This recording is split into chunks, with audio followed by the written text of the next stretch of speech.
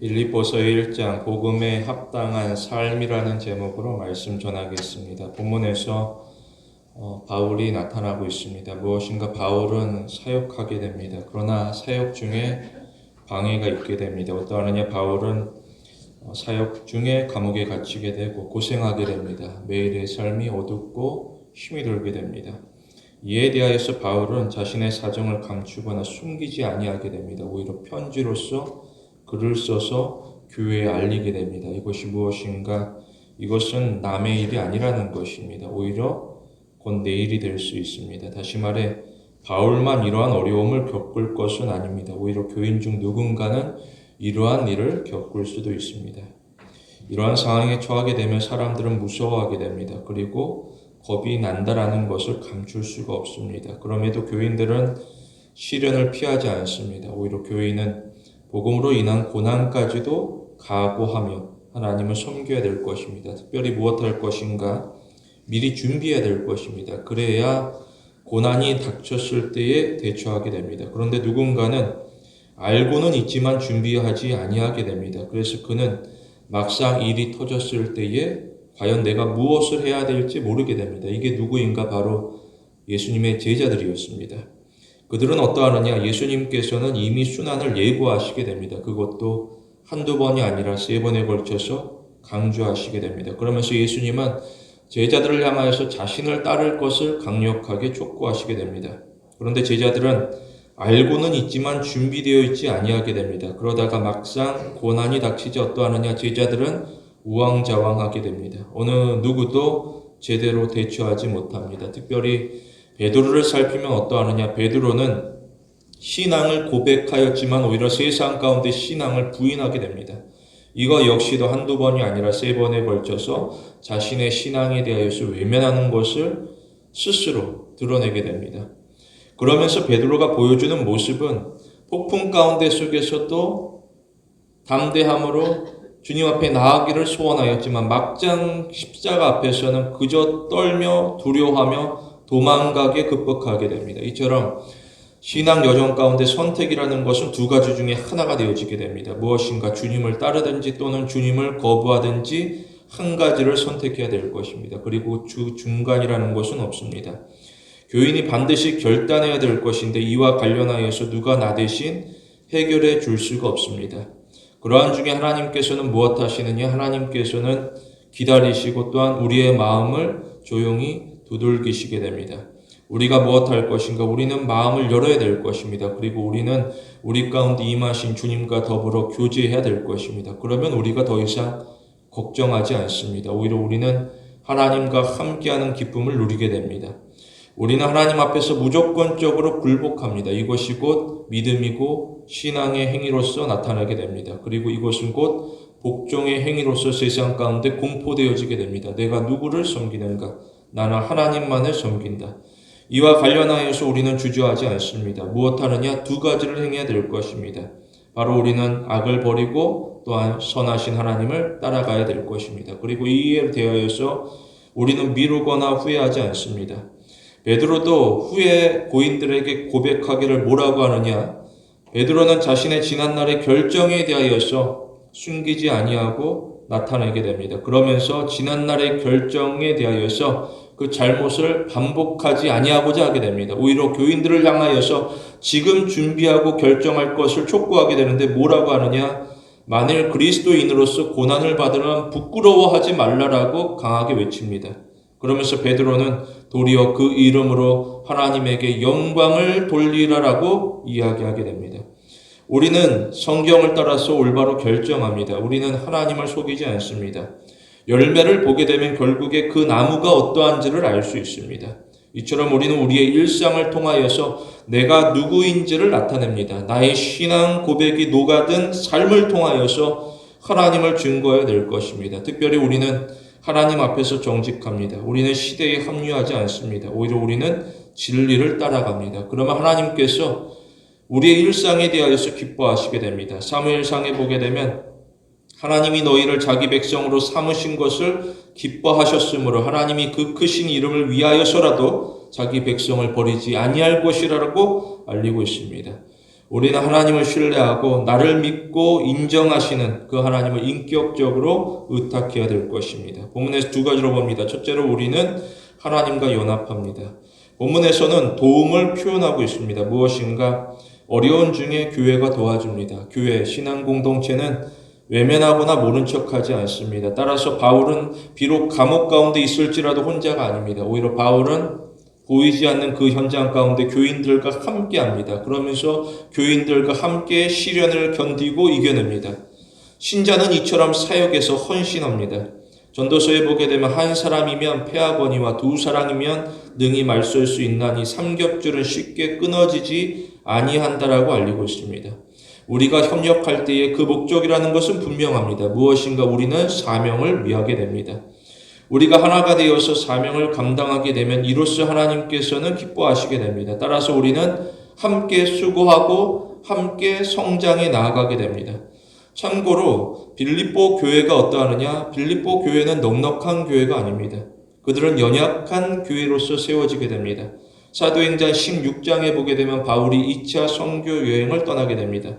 바울이 준비하게 되고 자신이 계획한 대로 진행하고자 합니다. 그런데 어느 날 갑자기 하나님께서 간섭하시게 됩니다. 무엇인가 환상이 보이게 되는데 마게도냐 사람이 우리를 도와달라고 요청하게 됩니다. 그러자 바울이 고민에 빠지게 됩니다. 왜냐? 이 일정은 자신의 계획 가운데 없던 것이었습니다. 이처럼 예정이 없던 일들이 진행되어질 것입니다. 그러자 바울이 자신의 계획을 고집하지 아니하고 오히려 하나님의 계획에 순종하게 됩니다. 그래서 유럽으로 건너가게 되는데 어떠하느냐? 막상 눈앞에 보이는 현실은 만만치 않습니다. 복음을 전하지만 아무도 반기지 아니하고 오히려 사람들은 방해하고 또한 모함하게 됩니다. 그래서 바울이 공경에 처하게 됩니다. 어떠하느냐? 바울이 매를 맞게 되고 또한 감옥에 갇히는 수모를 겪게 됩니다.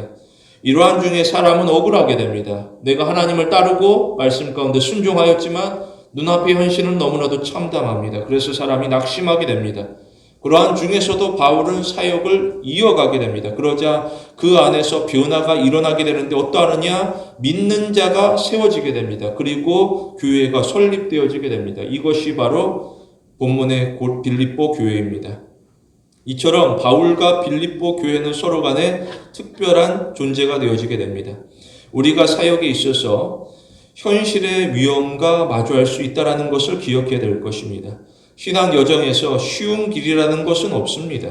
때로는 험난하기도 하고 때로는 고되기도 합니다. 그러나 우리는 사역에서 오는 위험과 두려움을 겁내지 않습니다. 만일 교인이 무수하면 어떠하느냐?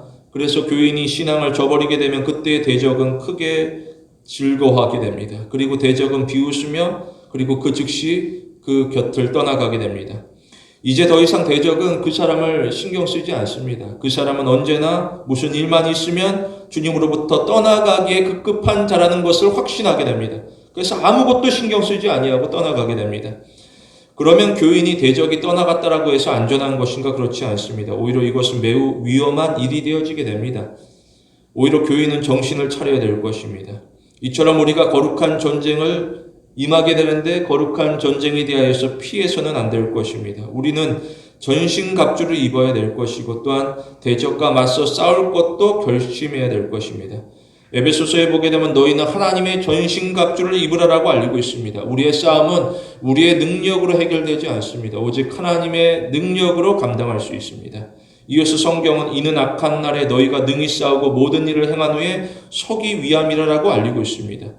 여전히 문제라는 것은 다양하여서 신자 가운데 닥치는 현실이라는 것은 참으로 어렵습니다. 그러나 우리는 침착합니다. 그 이유가 무엇인가?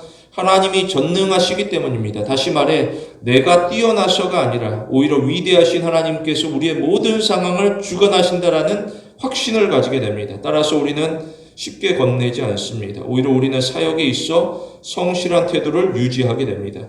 특별히 우리는 사역에 대하여서 서로 간에 하나가 되어서 노력하게 됩니다. 하나님께서는 공동체의 연약함을 들어서 하나님의 영광을 위하여서 사용하시게 됩니다. 다시 말해 하나님은 약한 자를 들어서 강한 자를 부끄럽게 만들게 됩니다. 이것은 곧 약속이 되어지게 됩니다. 무엇인가? 예수님께서는 의를 위하여 핍박을 받는 자는 복이 있나니 천국이 저희 것이라고 알리고 있습니다. 의를 위하여서 싸운다라고 하지만 힘이 없는 정의 없는 힘은 이 세상 가운데 무능하고 아무런 쓸모가 없어 보입니다. 내가 주님을 위하여서 헌신한다라고 하지만 오히려 세상 가운데 핍박을 받는 연약한 모습을 보인다라고 하면 오히려 세상 가운데 속에서 나의 모습이 초라해질 뿐입니다. 그러나 예수님께서는 우리에 대하여서 초라한 존재라고 여기지 아니하시게 됩니다. 오히려 천국이 너희의 것이라고 당당하게 선포하시게 됩니다. 이어서 예수님께서는 나를 위하여 너희를 욕하고 박해하고 거짓으로 너희를 거슬려 모든 악한 말을 할 때에는 너희에게 복이 있나니 기뻐하고 즐거워하라. 하늘에서 너희의 상이 큼이라고 이야기하시게 됩니다. 이것이 곧 우리의 특권이 되어지게 됩니다. 가만히 보게 되면 우리라는 존재는 독특하게 됩니다. 어떠하느냐 사람들은 저마다 심판을 두려워하게 됩니다. 사람이 재판을 받는다라고 하면 그것은 위험한 일이 되어질 것입니다. 그러나 우리는 하나님의 심판, 하나님의 재판에 대하여서 두려워하지 않습니다. 오히려 우리는 손꼽아 하나님의 날을 기대하게 됩니다. 우리는 순결한 마음으로 하나님을 섬기게 됩니다. 우리의 작은 헌신도 하나님께서 기뻐한다라는 것을 우리는 알고 있습니다. 하나님은 하나님의 백성을 향하여서 언제나 하나님의 선하심과 진실하심을 나타내게 됩니다. 이처럼 하나님은 우리에 대하여서 언제나 신실합니다. 따라서 하나님의 구원 역사라는 것은 우리의 악함을 드러내고 우리의 연약함을 나타내기보다 오히려 하나님의 전능하심과 하나님의 의로우시다라는 증거로서 선포되어지게 됩니다. 우리는 하나님의 긍휼하심에 대하여서 감사하고 찬양합니다. 그리고 우리는 불의한 세상에서 오히려 의로우신 하나님을 힘있게 증거합니다. 둘째로 우리는 믿음 위에 굳게 서야 될 것입니다. 본문에서는 상황을 설명하고 있습니다. 무엇인가 비록 바울이 어렵다라고 하지만 빌립보 교회 역시도 어려움에 처하고 있습니다. 어떠하느냐? 먼저로서는 외부적인 박해입니다. 지역적인 특징을 고려해야 될 것입니다. 무엇인가? 이 지역은 로마 황제가 재건하게 됩니다. 로마 황제가 빌립보 지역을 재건하게 됩니다. 어려운 중에 일으켜 세우게 됩니다. 따라서 시민들은 고마움을 느끼게 되고 또한 그들은 로마 황제에게 충성을 다짐하게 됩니다. 어느 정도냐? 시민들은 황제를 마치 신과 같이 숭배합니다. 이것은 곧 문화로서 정착되어지게 됩니다. 사람들은 문화를 쫓아서 따라가고 또한 모방하게 됩니다. 이게 무슨 말인가? 나도 그와 같이 되고 싶다라는 것입니다. 나도 그와 같이 되어서 성공하여서 누군가를 도와주고 존경과 칭찬을 받고자 하게 됩니다. 이처럼 사람은 세상의 문화를 통하여서 그 문화 가운데 자신이 누구인지 만들어가고자 하게 됩니다. 다시 말해 사람들은 문화를 따라서 세상으로 더 가까이 다가가게 됩니다. 그럴수록 사람들은 도리어 자신의 본질을 잃어버리게 됩니다. 어떠하느냐? 자신의 정체성을 잃어버리고 오히려 사회에 대하여서 사회가 추구하는 모습에 대하여서 모방만 할 뿐입니다. 그럼에도 불구하고 사람들은 세상이 주장하는 문화로서 자신이 누구인지를 표현하고 싶습니다. 오늘날에도 SNS가 발달하게 되는데 사람들이 어떠하느냐? 사람들이 자신이 누구인지를 포장할 때에 세상의 가치관을 참고하게 됩니다. 그러나 결과는 어떠하느냐? 사람들은 더욱더 공허해지게 됩니다. 그리고 헛됨에 대하여서 토로하게 됩니다. 그럼에도 사람들은 여전히 깨닫지 못하게 됩니다. 오히려 사람들은 내가 하는 일이 옳고 오히려 이 일을 다른 사람들에게 강요하기도 합니다. 그게 무엇인가? 시민들은 교인들을 향하여서도 더 이상 하나님이 아니라 황제를 숭배할 것을 강요하게 됩니다. 그리고 이 일을 위하여서라고 한다면 때로는 힘을 사용하고 강제하게 됩니다. 그래서 그들을 그릇된 길에서 돌이키고자 하게 됩니다. 내가 가는 길이 옳은 길이니 너희는 그릇된 길에서 돌이켜야 될 것이다. 이처럼 교인은 세상과 충돌하게 됩니다. 그런데 교인들은 외부적인 박해로만 끝이 나는 것이 아닙니다. 오히려 내부적인 갈등도 경험하게 됩니다. 어떠하느냐? 교인 간에 서로 다투게 됩니다. 이에 대하여서 바울이 멀리서도 걱정하게 됩니다. 그리고 바울이 권면하게 됩니다. 뭐라고 하느냐?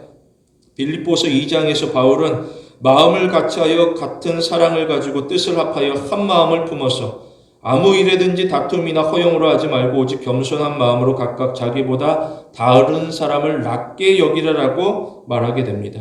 사람이 왜 다투는 것인가? 다툼이라는 것은 결국 마음에서 출발하게 됩니다. 야고보서에 보게 되면 너희 중에 싸움이 어디로부터 다툼이 어디서부터 나느냐? 너희 지체 중에서 싸우는 정욕으로부터 나는 것이라고 알리고 있습니다.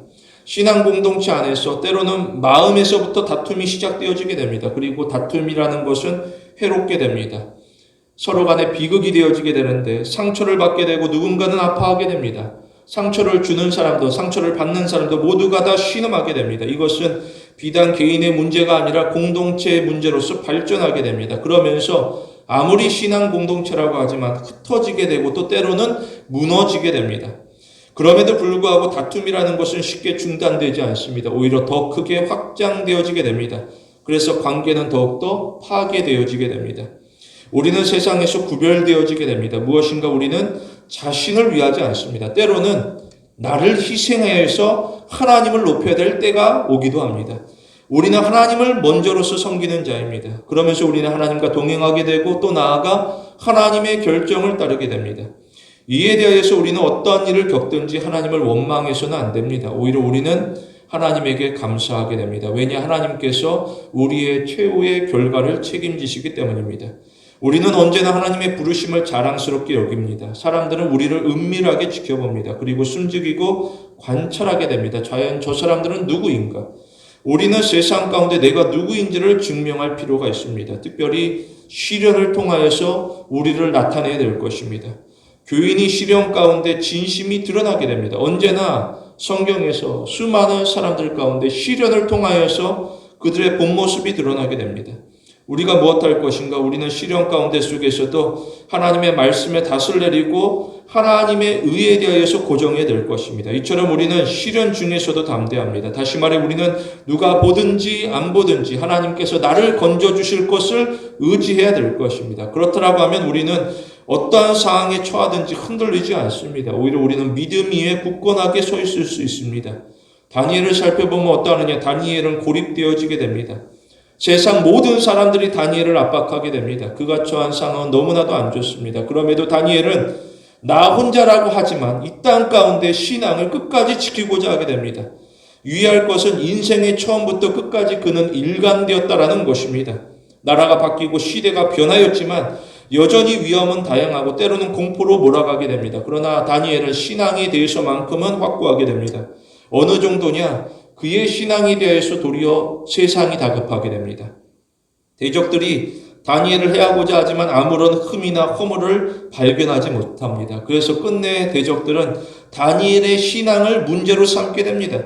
이것은 곧 그에게 있어 영광의 고난이 되어지게 됩니다. 이것은 비참한 고난이 되어질 수 없습니다.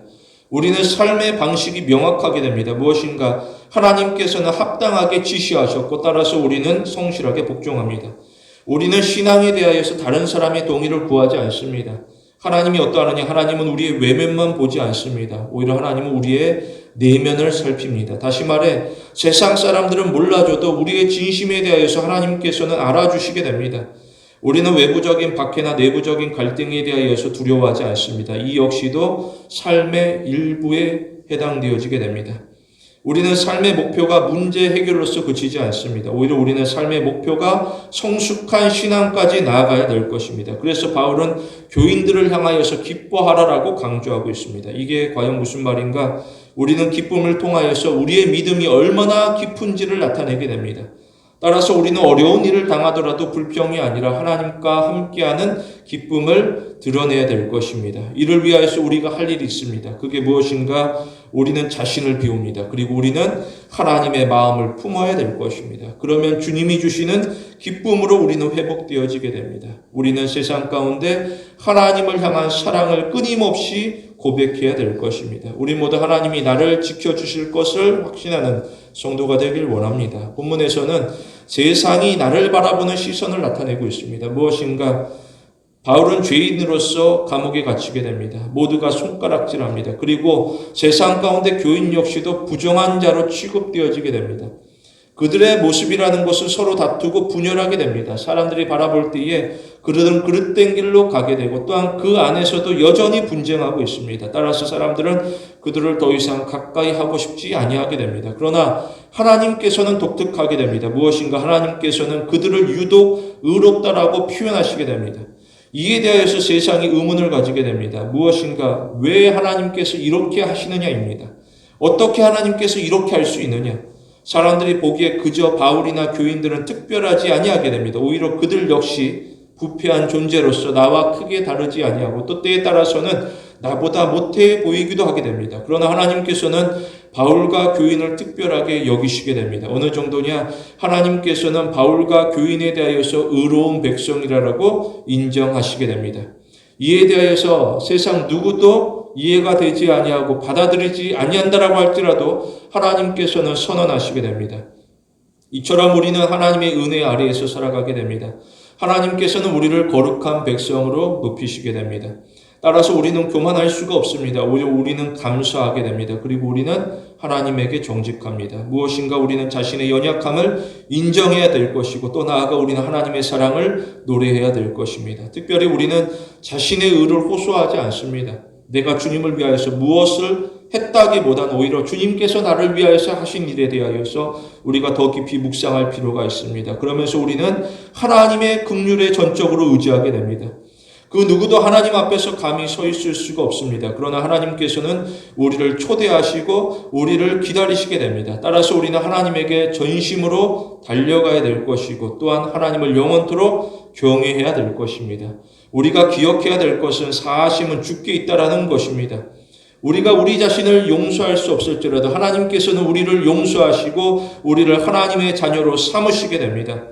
우리는 하나님의 시선으로 자신을 점검하게 됩니다. 그리고 우리는 하나님께서 원하시는 올바른 행실로서 우리를 높이신 하나님에게 영광을 돌려야 될 것입니다. 주목할 것은 우리의 인생이라는 것은 한 번뿐이라는 사실입니다. 우리의 인생은 반복되지 않습니다. 그러나 결과라는 것은 지속되어지게 됩니다. 우리에게 주어질 결과는 영원하게 됩니다. 따라서 우리는 인생의 무게에 대하여서 각성할 필요가 있습니다. 그리고 우리는 매 순간 신중하게 믿음으로써 행동해야 될 것입니다. 특별히 우리는 신자에게 부어진 부담을 회피하지 않습니다. 나는 왜 세상 가운데 존재하느냐? 이것은 곧 삶의 동기와도 관련되어지게 됩니다. 저마다 삶의 동기는 다를 수 있습니다. 그러나 우리에게 있어 삶의 동기는 명확하고 하나가 되어지게 됩니다. 그게 무엇인가? 우리를 건지신 예수 그리스도를 위하여서 살아갑니다. 이처럼 우리는 이 땅에서 다른 누군가 그리고 나를 위해서 살아가는 것이 아니라 그리스도를 위하여서 그리스도인으로서 살아갑니다. 과연 믿음이라는 것이 무엇인가? 믿음이라는 것은 낙관론이 아닙니다. 믿음은 신뢰와 헌신이 되어지게 됩니다. 다시 말해 우리는 주님을 신뢰하고 주님에게 헌신합니다. 그러면 주님께서 우리를 기쁘게 받아주시게 됩니다. 우리는 주님의 선택을 모욕하지 않습니다. 주님께서 우리를 택하셨으면 우리는 부인할 수가 없습니다. 이 사실은 명확하게 됩니다. 오히려 우리는 순전한 신앙으로서 나를 선택하신 주님을 높여야 될 것입니다. 성도 여러분, 올 한 해 가운데 속에서도 마음과 뜻과 힘을 다하여서 주님을 높이고 하나님을 경외하는 귀한 신앙의 성도가 되길 원합니다.